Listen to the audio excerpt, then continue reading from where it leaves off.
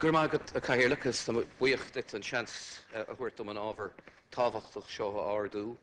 I suppose I might express some disappointment at the fact that the Minister for Health is not here, though everything taken into account I might have more confidence in any assurances or undertakings that the Minister of State might give me in relation to this particular matter. Chair, the final report of the National Narcolepsy Study Steering Group was published back in April. And the report was commissioned following concerns about an increase in narcolepsy among those who were administered the swine flu vaccine pandemics. The report found that the risk of narcolepsy was 13 times higher among those given the swine flu vaccine compared to unvaccinated individuals. And I think at the time of the epidemic, something of the order of 900,000 people were vaccinated. The report says that the symptoms developed between 2 weeks and 20 months after the vaccination, and they say there was a true increased risk of narcolepsy in young people vaccinated with pandemics aged 5 to 19 years. And inevitably, therefore, a campaign group was set up to represent families who believe their children were affected, sufferers of unique narcolepsy disorder, SOUND, representing over 30 children and parents, has been seeking health and educational supports and a compensation programme. And it's on their behalf that I raise the issue today, and I know that many other deputies indeed have been raising this matter through parliamentary questions here in the House over the last period of time. But I'd like to avail of the opportunity, with your permission, Chair, to refer to a piece of correspondence received by my colleague Senator Thomas Byrne, from the parent of a sufferer, which I think sets out far more directly and eloquently the difficulties that exist than anything I might say.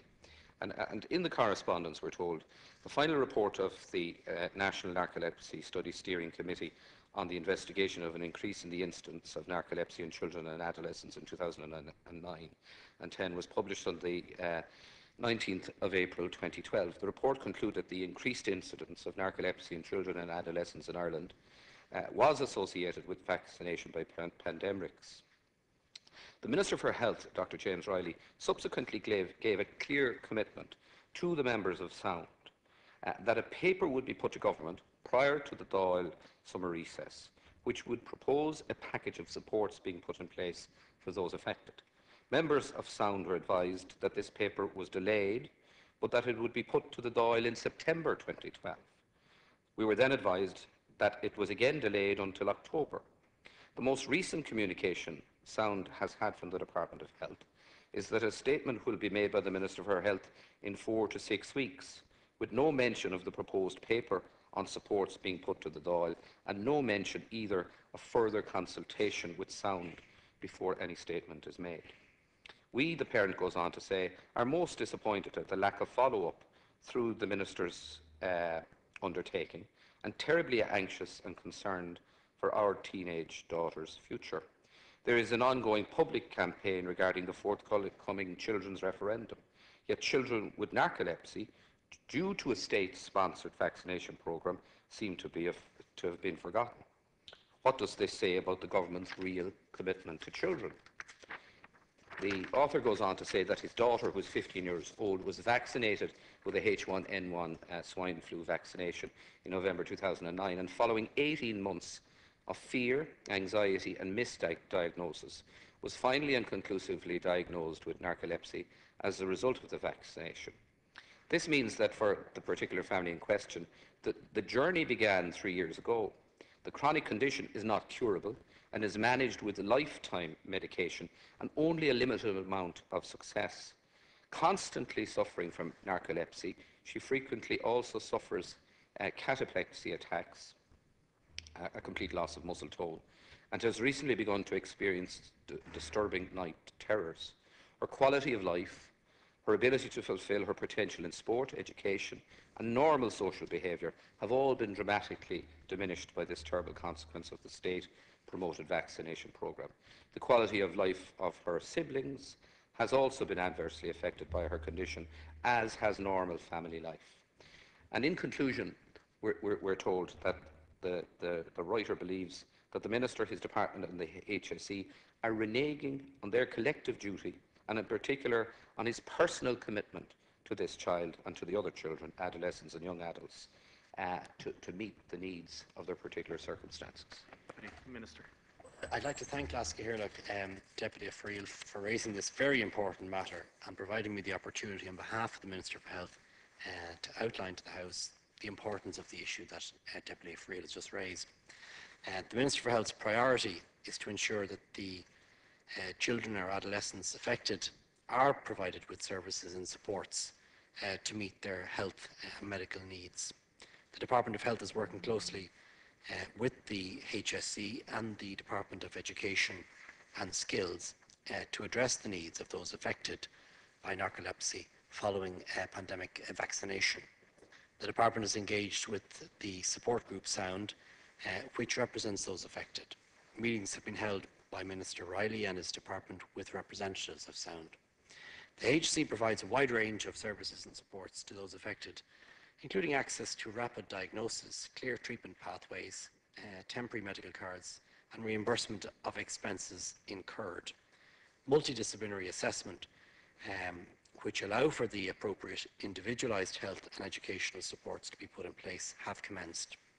The National Education Psychological Service, or NEPS, is also engaging with the HSE and with the individual schools and parents of children concerned to identify and provide educational supports for the children and adolescents affected.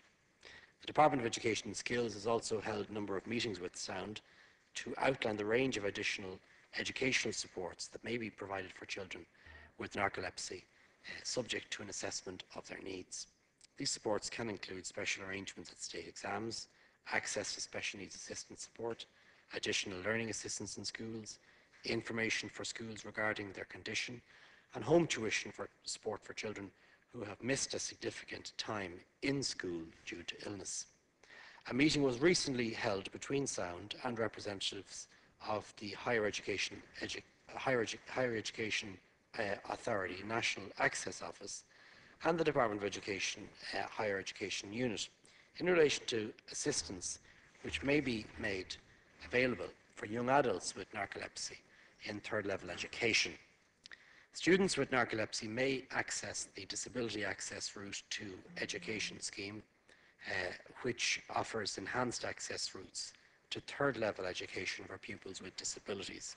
Support may also be provided to pupils in colleges through the disability offices at third level. The Association of Higher Education Access and Disability Group, which works to promote full access to and participation in further and higher education for students with disabilities and to enhance their employment prospects and graduation, will also provide assistance to Sound in relation to these matters. The Department of Health is considering all possible supports which may need to be put in place for those affected. Any such supports require Minister Riley's approval and the consent of the Minister for Public Expenditure and Reform. In conclusion, I would like to assure the House that this matter continues to be a priority for Minister Riley and the Department of Health. Thank you, Minister. Well, Deputy.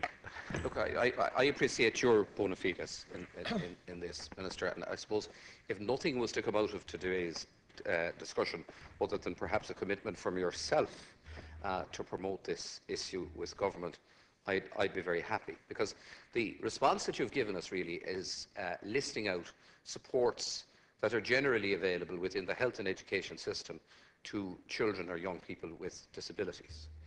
These people are suffering from disabilities as a result of a vaccination given to them by the state. The state has a responsibility to address that situation. Minister Riley gave the organisation to understand that he would do that. He has given them 3 different timelines on bringing forward a proposal to address their very specific needs. He hasn't honoured those commitments, as I understand it. And I have to say, having been involved for a number of years in the area of the thalidomide issue and seen what has happened to the 33 survivors of thalidomide, and having heard commitments made by Minister Riley, not least when he and I served together on the Health Committee in the last Dáil, the parents of children now affected by narcolepsy would have very little reason to be optimistic that Minister Riley is going to address their problems if he proceeds along the same lines as he has proceeded to date in dealing with the sufferers and the survivors of thalidomide. But I would, Minister Hayes, again say to you, we would have some confidence if we thought that you would raise this matter and promote it and progress it. And I think we could take away from today's debate some little bit of hope and optimism based on that. Deputy Minister. I very much thank Deputy Fearghaíl for raising this matter in such a constructive way. And he, like me, recognise, and as does the government, the state's responsibility to these people who have been affected this way as a result of the vaccination that he referred to. I think he would also recognise that the response has got to be multi-departmental, because it involves many young people or adolescents who are interfacing with a number of different services through the health service and indeed the education service, and as a consequence of that, it needs to be done on a multi-departmental way. I can give him some assurance on behalf of my colleague, the Minister for Health, that he is preparing a memorandum for government on this particular issue. And as I understand it, the memorandum will be setting out all of the issues in terms of additional support for those who have been affected by narcolepsy. My understanding also is that this memorandum requires the consent of the Minister for Public Expenditure and Reform, together with the approval of Minister Riley, and that the Department of Health is in contact with the relevant officials in our own department in Public Expenditure and Reform. So, wearing my hat as Minister for Public Expenditure, Minister of State at the Department of Public Expenditure and Reform, I will not only raise this again with Minister Riley, but I will also raise it with Minister Howlin, because it would seem that in order for a memo to come to government setting out additional supports to these people, it requires not just the Minister for Health but also the Minister for Public Expenditure and Reform, and that of course would require additional funding, I'm presuming. So I'll raise it with both ministers in the context of the way in which he has raised it today.